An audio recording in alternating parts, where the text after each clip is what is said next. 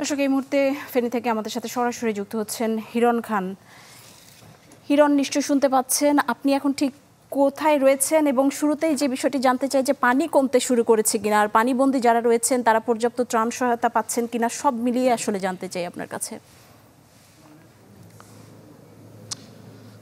নিশি, ফেনী এখন দুর্ভাগ্যের নগরী, অর্থাৎ এই পানির নিচে প্রায় সব ফেনীবাসী আসলে রয়েছেন। বলা যেতে পারে কোনো জায়গায় 12 ফিট, কোনো জায়গায় 6 ফিট, কোনো জায়গায় 5 ফিট, পুরো ফেনী জুড়েই কিন্তু আমরা পানির নিচে দেখতে পাচ্ছি। এবং একটা সবথেকে উদ্বেগের বিষয় হচ্ছে এখানে যারা বসবাস করছেন এই পানির নিচে, তারা কোনো রকম কোনো যোগাযোগ করতে পারছেন না। ইন্টারনেট নেই, মোবাইল সেবা নেই, এছাড়া যাতায়াতের যে রাস্তাগুলো সবই বন্ধ পানির জন্য। এবং এই যারা এখানে যারা এখানে আছেন, পানিবন্দী হয়ে আছেন, তাদের কিন্তু দুর্ভোগ উৎকণ্ঠার শেষ নেই। এবং অনেকেই দেশের বাইরে থাকেন, এবং আপনি জানেন যে ফেনীর যারা বাসিন্দারা রয়েছেন তাদের অধিকাংশ দেশের বাইরে থাকেন, আবার অনেকেই ঢাকাতে কাজ করেন কিংবা বিভিন্ন জায়গায় কাজ করেন পরিবারের স্বজনরা। তারা কিন্তু এসে ফেনীর সদরে বিভিন্ন জায়গায় সাংবাদিক, আইনশৃঙ্খলা বাহিনী, সেনাবাহিনী সবার কাছে আসলে ধর্ণা ধরছেন তাদের পরিবারের কাছে যাওয়ার জন্য, কিংবা পরিবারের খোঁজ কিন্তু এখনো পর্যন্ত তারা পাচ্ছেন না। এবং যতটুকু সম্ভব সেনাবাহিনীর পক্ষ থেকে সহযোগিতা করা হচ্ছে। এছাড়াও আমরা দেখেছি ঢাকা থেকে স্বেচ্ছাসেবক তারা এসেছেন, তারা এসে কাজ করছেন।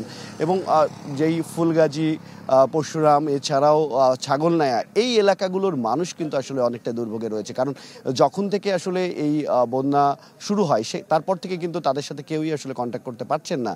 এখান থেকে যারা বোর্ড নিয়ে, ফেনী সদর থেকে যারা বোর্ড নিয়ে ভিতরে যাচ্ছেন, তারাও কিন্তু আসলে তাদের সাথে দেখা হচ্ছে, খাবার দিয়ে আসছেন। আবার এখনো পর্যন্ত কিন্তু বলতে পারছেন না আসলে তাদের স্বজনরা কী অবস্থা আছে, কেমন আছে। এবং একটা সবথেকে বড় উদ্বেগের বিষয় হচ্ছে এই পরশুরাম, ফুলগাজী, এছাড়াও যে আশপাশে এলাকাগুলো রয়েছে সেই এলাকাগুলোর যে টিন শেডের বাড়িগুলো রয়েছে সেগুলো একদম পানির নিচে, এবং দোতলা যে বাড়ি ভবনগুলো রয়েছে সেই দোতলার উপরে কিন্তু আসলে সবাই অবস্থান করছে। তবে কতজন মানুষ যে আসলে টিন শেড থেকে দোতলায় যেতে পেরেছে সেই বিষয় কিন্তু এখনো পর্যন্ত নিশ্চিত হওয়া যায় না। আরেকটা ছোট্ট একটি বিষয় একটু জানিয়ে রাখি, দেখতে পাচ্ছেন যে চট্টগ্রামের যেই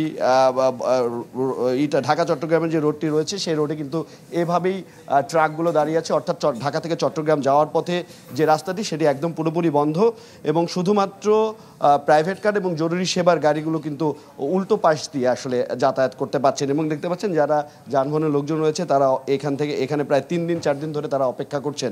এবং আরেকটি বিষয় জানিয়ে রাখি নিশি, সেটি হচ্ছে এখন সব থেকে দুর্ভোগের বিষয় যেটি, যারা পানভাসী মানুষ আছেন তাদের খাবার এবং তাদের ওষুধ এবং নিরাপদ পানিও কিন্তু আসলে তাদের কাছে পৌঁছানো। আপনাকে অসংখ্য ধন্যবাদ। আপনিও সাবধানে থাকবেন, আমরা পুরো বিষয়টি আসলে বুঝতে পেরেছি।